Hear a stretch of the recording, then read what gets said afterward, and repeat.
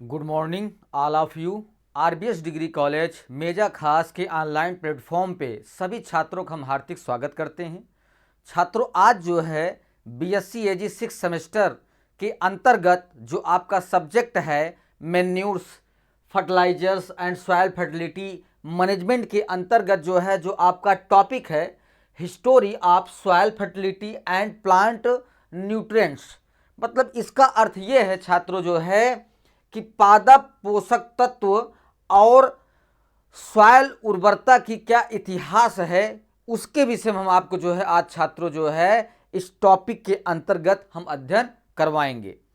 क्योंकि वजह क्या है कि कुछ पिछली पूर्वत में जो हमारे किसान होते थे उन्हें ज़्यादातर सुविधाओं का बहुत अभाव रहता था।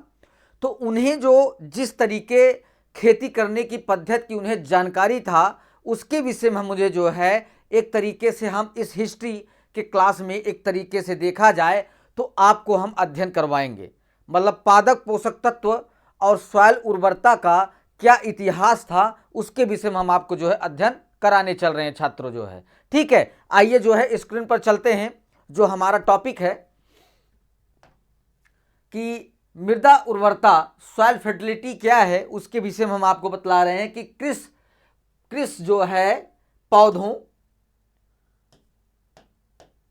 कृषि पौधों के विकास को बनाए रखने के लिए मिट्टी की क्षमता को संदर्भित करती है, अर्थात पौधे की आवास प्रदान करने के लिए और जिसके परिणाम स्वरूप उच्च गुणवत्ता की निरंतर और लगातार पैदावार होती हो। ये जो एक मृदा उर्वरता की एक तरीके से कहा जाए डेफिनीशन के तौर पे कि कृषि पौधों के विकास को बनाए रखने के लिए मिट्टी की जो क्षमता है उसको सॉइल उर्वरता संदर्भित करता है। और उसमें जो हम फसल को उगाते हैं और उसमें जो हमारा उपज होता है उसकी क्या गुणवत्ता है, जो मिट्टी की उर्वरता है उसके अनुसार ही हम उसका मूल्यांकन कर सकते हैं छात्रों, ठीक है।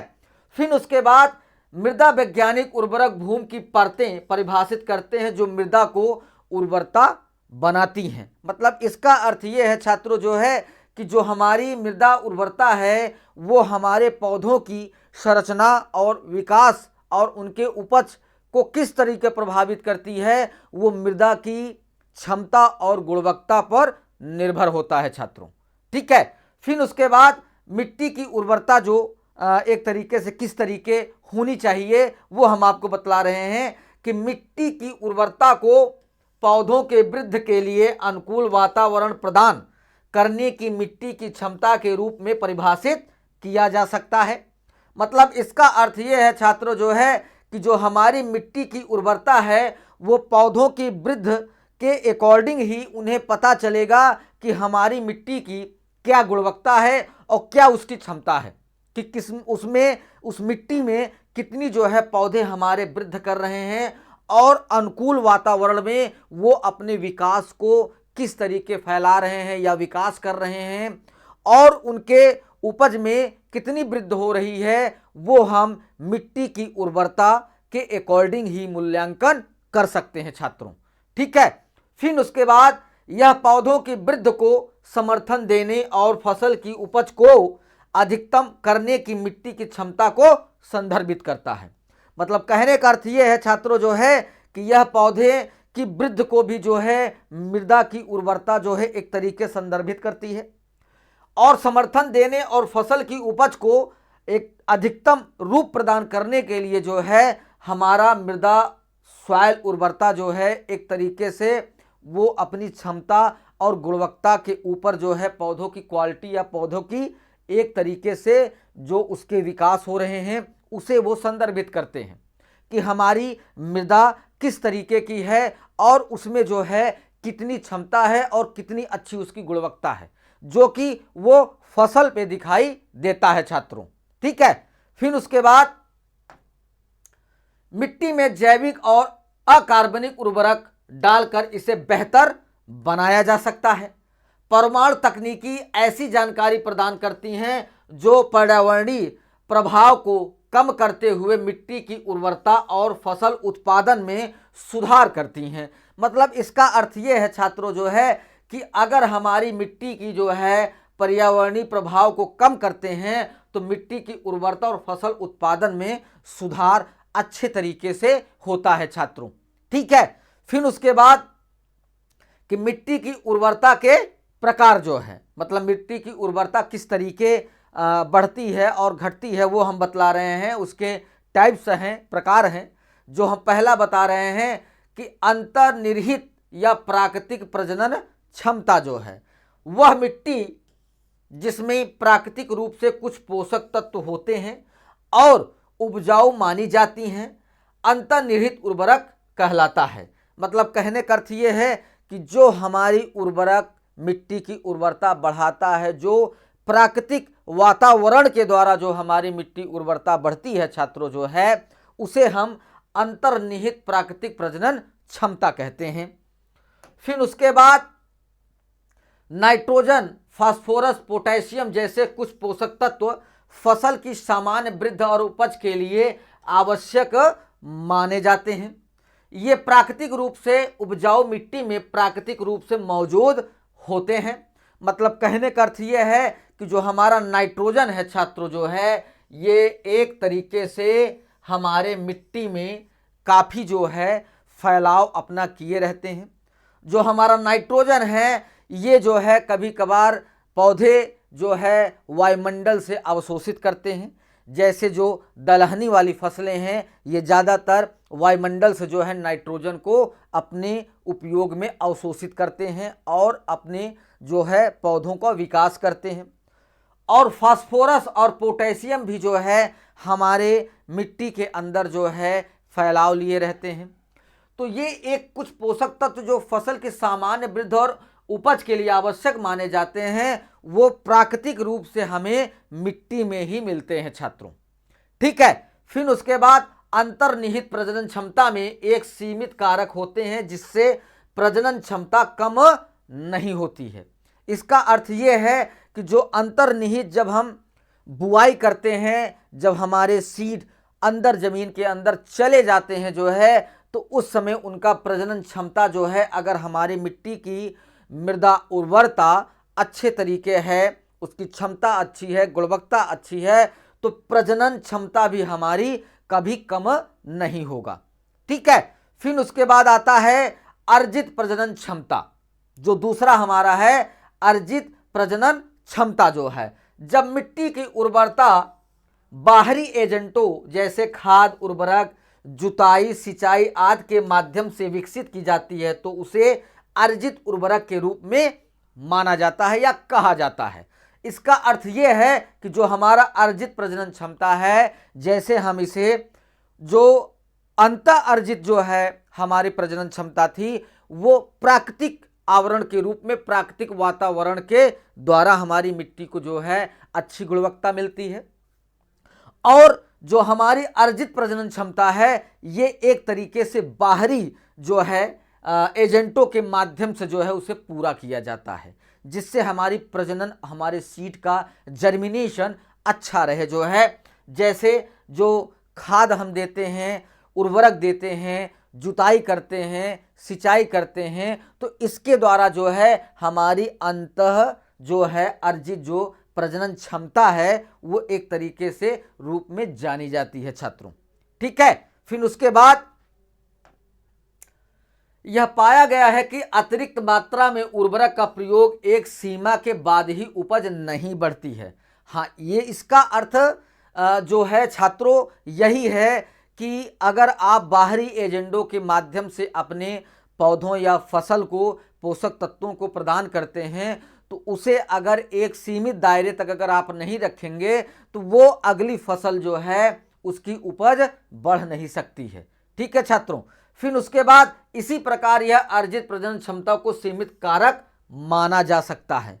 फिर आता है कि मिट्टी की उर्वरता और उर्वरक में क्या एक तरीके से समावेशन है, दोनों का क्या योगदान है हमारे फसलों में और हमारी मिट्टी की उर्वरता में क्या योगदान है, वो हम आपको बतला रहे हैं कि उर्वरक नाइट्रोजन, फास्फोरस, पोटेशियम यौगिकों का मिश्रण जो पौधों के विकास को बढ़ावा देते हैं, जो कि इन तीनों मुख्य तत्वों के द्वारा जो है हम अपने पौधों का अच्छे तरीके से विकास कर सकते हैं। जो उर्वरक सभी तीन तत्व प्रदान करते हैं उन्हें अक्सर इन तीन तत्वों के रासायनिक प्रतीकों के बाद ही एनपीके के उर्वरक के रूप में जाना जाता है। अनुचित या अत्यधिक निषेचन पारिस्थितिकी तंत्र के लिए हानिकारक हो सकता है, लेकिन बढ़ती आबादी के लिए पर्याप्त भोजन का उत्पादन करना भी आवश्यक है। इसी वजह से डॉक्टर स्वामी ने जो है हरित क्रांति को जो है लाया था कि जैसे ही हमारे भारत की जनसंख्या बढ़ रही है तो उन्हें भोजन का जो है सही पूर्ति हो सके। इसी वजह से बाहरी एजेंडों उर्वरकों को लाया गया था उपज को, उत्पादन को बढ़ाने के लिए। ठीक है, फिर उसके बाद उर्वरक के अत्यधिक उपयोग या बार बार उपयोग से मिट्टी की अम्लीकरण के साथ साथ मिट्टी की उर्वरता में अत्यधिक कमी आ सकती है। अगर आप उर्वरक का सबसे ज़्यादा उपयोग कर रहे हैं छात्रों जो है, तो धीरे धीरे आपकी मिट्टी अम्लीय हो जाएगी और उसकी जो उत्पादन करने की क्षमता है वो धीरे धीरे उर्वरता जो है कम होती चली जाएगी। इससे मिट्टी में कार्बनिक पदार्थ, ह्यूमस और लाभकारी जीवों की मात्रा धीरे धीरे कम हो जाएगी, जिससे पौधों के विकास में बाधा आएगी। मिट्टी का पीएच बदल जाएगा, कीट बढ़ेंगे और यहाँ तक कि ग्रीन हाउस गैस भी निकलेगी जो है। मतलब अगर ये कार्बनिक पदार्थों का अगर मिट्टी में उपयोग किया जा रहा है छात्रों जो है, तो हमारे ह्यूमस और लाभकारी जीवों को धीरे धीरे जो है ये कम हो जाएंगे, जिससे पौधों के विकास में बाधा आएगी, उसका पीएच बदल जाएगा, कीट बढ़ेंगे और ग्रीन हाउस गैसें जो होती हैं वो सबसे ज़्यादा निकलेंगी, जो हमारे मृदा उर्वरता के लिए हानिकारक सिद्ध होते हैं। फिर उसके बाद उर्वरक निरंतर उपयोग के लिए नहीं है, क्योंकि वे लंबे समय में मिट्टी के समग्र बांझपन का कारण बन सकते हैं। इसी प्रकार की मिट्टी का उपयोग भविष्य में किसी भी प्रकार के फसल उत्पादन के लिए सुरक्षित नहीं होगा। फिर मृदा उर्वरता का जो महत्व है वो हम आपको बतला रहे हैं कि मिट्टी भोजन चक्र की श्रृंखला शुरू करती है, जिसमें यह पौधों के पोषक तत्व देती है तो अंततः हमें खिलाती भी है छात्रों। मतलब कहने का अर्थ ये है कि मिट्टी का भोजन चक्र अगर श्रृंखला शुरू करती है तो हमें पौधे जो है पोषक तत्व के द्वारा हमें जो है अंततः वो भोजन को खिलाती हैं। वे खाद्य श्रृंखला के प्राथमिक जीव हैं। मिट्टी के सुधार के साथ साथ पौधों और फसल उत्पादन की गुणवत्ता में भी धीरे धीरे वृद्धि होगी। मिट्टी की उर्वरता के कुछ आवश्यक पहलुओं का वर्णन नीचे दिया गया है कि मिट्टी पौधों के सीधा पोषण और आधार प्रदान करती है। इसे पौधों की वृद्धि निर्धारित करने में सबसे महत्वपूर्ण कारक माना जाता है। जो हमारी सॉइल है छात्रों जो है वो हमारी पौधों की जो एक महत्वपूर्ण प्रक्रिया है, बिना मिट्टी के जो है नहीं हो सकती है छात्रों। ठीक है, फिर उसके बाद मिट्टी वृद्ध मूल सामग्री के साथ विघटित पौधों और पशु पदार्थ के संचय का परिणाम है। जैसे ही यह मिट्टी टूटती है ये तत्व पोषक तत्व के रूप में निकलते हैं, जो सीधे बढ़ते पौधों को उपलब्ध कराते हैं। फिर उसके बाद मिट्टी की उर्वरता कैसे बढ़ाई जाए वो हम बतला रहे हैं। ऐसे कुछ तरीके हैं जिनसे मिट्टी की उर्वरता बढ़ाई जा सकती है, मिट्टी से निकाले गए पोषक तत्व को भरपाई की जा सकती है। इनमें से कुछ नीचे चर्चा की गई है कि पोषक तत्वों का पुनर्चक्रण या पौधों जानवरों के अवशिष्ट के उपयोग से किया जा सकता है। मतलब कहने का अर्थ ये है, जो हमारा फार्म यार्ड मैन्यूर है, गोबर की खाद है, उसके द्वारा जो है हम जो मिट्टी की उर्वरता है उसे दोबारा जो है क्या कहते हैं भरपाई हम छात्रों जो है कर सकते हैं। ठीक है, फिर उसके बाद उर्वरकों का उपयोग माइक्रोबियल क्रिया के माध्यम से, इसमें नाइट्रोजन निर्धारण का उपयोग शामिल है, जिसे अनाज की फलियों के उपयोग के माध्यम से प्राप्त किया जा सकता है, जो जैविक नाइट्रोजन निर्धारण शुरू करता है। इसे अन्य तरीकों जैसे उर्वरक, हरी खाद द्वारा जो है मृदा को उर्वरता को बढ़ाया जा सकता है। मतलब हरी खाद के रूप में जैसे आपका ढैंचा हो गया, सनई हो गया, मूंग हो गया, इनकी फसलों को जो है बढ़ाने के बाद जो है खेत में अगर कटिंग करके दबा दिया जाए जो है, तो सबसे अच्छी खाद जो है आपकी हरी खाद है, जो कि मिट्टी की उर्वरता को सबसे ज़्यादा फर्टिलिटी करती है छात्रों जो है। ठीक है, फिर उसके बाद कवर फसलों को शामिल करना। कवर फसलों के उपयोग से मिट्टी में कार्बनिक पदार्थ मिलाया जा सकता है, जिससे मिट्टी की उर्वरता में सुधार होता है और यह पौधों के उत्पादन के लिए स्वस्थ हो जाता है। फिर उसके बाद मिट्टी की उर्वरता और फसल की पैदावार में सुधार के लिए इसके प्रबंधन की अवधारणा नई नहीं है, शायद यह उतनी ही पुरानी है जितने मनुष्य द्वारा कृषि का विकास किया गया है। प्राचीन समय में भी इन्हें फसल की पैदावार बढ़ने के लिए उद्देश्य से मिट्टी में गोबर की खाद, हरी खाद, रात की मिट्टी, हड्डी, लकड़ी का राख आदि खाद डालने का ज्ञान था। मतलब कहने का अर्थ ये है छात्र जो है कि जो हमारे पूर्ववर्ती हमारे जो पूर्वज थे जो है, जो किसानी करते थे, उन्हें इतना पता था जो है कि हमें अपनी खेती जो है किस तरीके अपनी मिट्टी की उर्वरता को संभाल कर प्रबंधन करके रखना है। तो जो पुराने जो है हमारे किसान भाई रहते थे, वो जो है गोबर की खाद को डालते थे और क्या कहते हैं हरी खाद डालते थे, रात की मिट्टी को डालते थे, जो जानवरों के नीचे जो है, जहाँ जानवरों को बांधा जाता था, उनके नीचे जब पट्ठा जम जाता था जो है, उसे खन कर जो है उसे जो है अपनी फसलों में डालते थे, जिससे उनकी मिट्टी की उर्वरता अच्छी होती थी। और लकड़ी के राख को भी डालते थे। ये खादें डालने का ज्ञान जो है हमारे पूर्वज के किसानों को बहुत अच्छे तरीके से आता था छात्रों, तभी जो है वो फसल उत्पादन उनकी कम होती थी, मगर क्या कहते हैं काफ़ी अच्छी जो है और क्या कहते हैं सुगंधित पैदावार होती थी उनकी फसलों की। और उसमें क्या कहते हैं एक स्वाद रहता था, क्योंकि उसमें केमिकल मतलब रासायनिक उर्वरक का उपयोग नहीं किया जाता था जो है। इसी वजह से उस फसल की क्षमता और गुणवत्ता बहुत ही अच्छी होती थी। ठीक है, फिर उसके बाद जीनोफॉन ने 430 और 355 ईसा पूर्व एक यूनानी इतिहासकार ने सबसे पहले हरित खाद वाली फसलों के गुणों को दर्ज किया था। उन्होंने लिखा कि लेकिन फिर भी जमीन पर जो भी खरपतवार हैं वो मिट्टी में तब्दील होकर मिट्टी को गोबर जितना ही समृद्ध करते हैं, यानी मिट्टी में खरपतवार को शामिल करना गोबर डालने जितना ही अच्छा होता है। जो पूर्वज में किसान होते थे वो ये कहते थे जो है कि जो हमारे मिट्टी में जो है खरपतवार सड़ते थे जो है, वो एक तरीके से गोबर की खाद का जो है रूप लेके जो है हमारी मृदा को सुधारते थे, उसकी उर्वरता को सुधारते थे जो है। ठीक है, फिर उसके बाद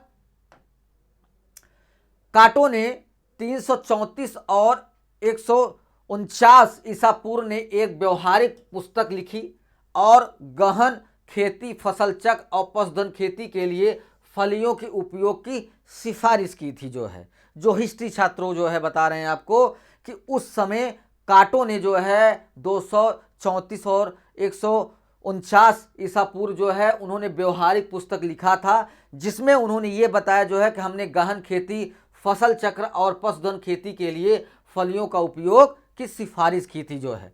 ठीक है, फिर उसके बाद वह विशिष्ट फसलों के आधार पर भूमि को वर्गीकृत करने वाले पहलुओं पर व्यक्ति थे।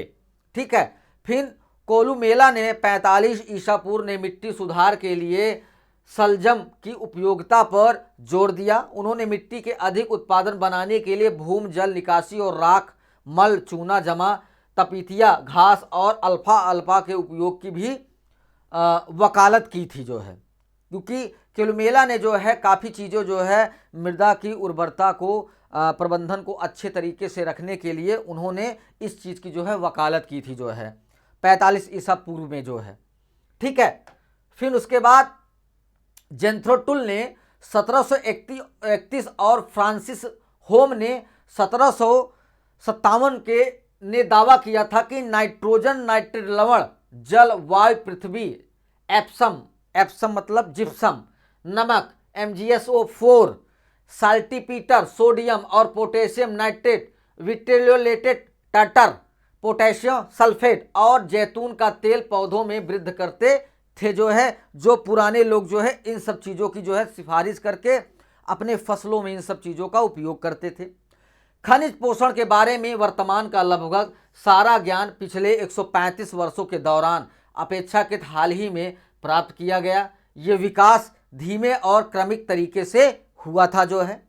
19वीं शताब्दी के शुरुआत में दो प्रमुख वैज्ञानिक निकोलस थायोडोर और डी सेसूरे ने 1804 एक स्विस भौतिक वैज्ञानिक और जीन बैप्टिस्ट और बॉसिगाल्ट 1834 एक फ्रांसीसी रासायनिक ने कृषकों ने सबसे पहले बताया था कि पौधों के वृद्धि और विकास के लिए खनिज पोषक तत्वों की आवश्यकता होती है जो है।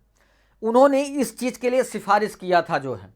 उसके बाद ये जिब बॉसिगेल्ट अपने फार्म पर फील्ड प्लॉट प्रयोग शुरू करने पहले व्यक्ति थे। जर्मन रसायन शास्त्री जस्टिस वान लीविक 1840 ने बताया कि बढ़ते पौधों के मिट्टी से CaKsP तत्व प्राप्त करते हैं, जबकि कार्बन हवा में CO2 से प्राप्त होता है, न कि मिट्टी से प्राप्त होता है। मतलब जर्मन जो रसायन शास्त्री था उन्होंने ये बताया जो है कि पौधे मिट्टी से कैल्शियम, पोटेशियम, सल्फर और क्या कहते पोटास ये तत्व जो है मिट्टी से प्राप्त करते थे और कार्बन हवा से CO2 के माध्यम से प्राप्त करते थे जो है। ठीक है। फिर उन्होंने यह भी सुझाव दिया कि पौधे हवा के साथ साथ पानी से भी PO2 का अमोनियम से N प्राप्त करते थे। उन्होंने सुदृढ़ मृदा प्रबंधन के कुछ बुनियादी सिद्धांत भी स्थापित किए थे। फिर किसी भी फसली मिट्टी में पौधों द्वारा निकाले गए सभी खनिजों नाइट्रोजन को मिलने से ही उसकी उर्वरता बहाल होती थी। उन्होंने पौधों के पोषण के संबंध में न्यूनतम नियम का सिद्धांत स्थापित किया। कानून कहता है कि किसी भी फसल की उत्पादकता सबसे सीमित कारक से तय होती है। उन्हें कृषि रसायन विज्ञान का जनक भी माना जाता है जो है। रोथ मस्टेड एक्सपेरिमेंट स्टेशन इंग्लैंड के जॉन बी लॉज 1837 ने सबसे पहले अपने फार्म 1840 में सुपर फास्फेट बनाया और उसका उपयोग किसी JB लावेस और JH गिलबर्ट 1852 दोनों में लिबिक के सिद्धांतों को लागू किया और कहा कि फसल वाली मिट्टी में खनिज उर्वरक जोड़ने से मिट्टी उपजाऊ रहेगी जो है। ठीक है। फिर उसके बाद उन्होंने पौधों के पोषण के रसायन विज्ञान को विस्तार से समझाया।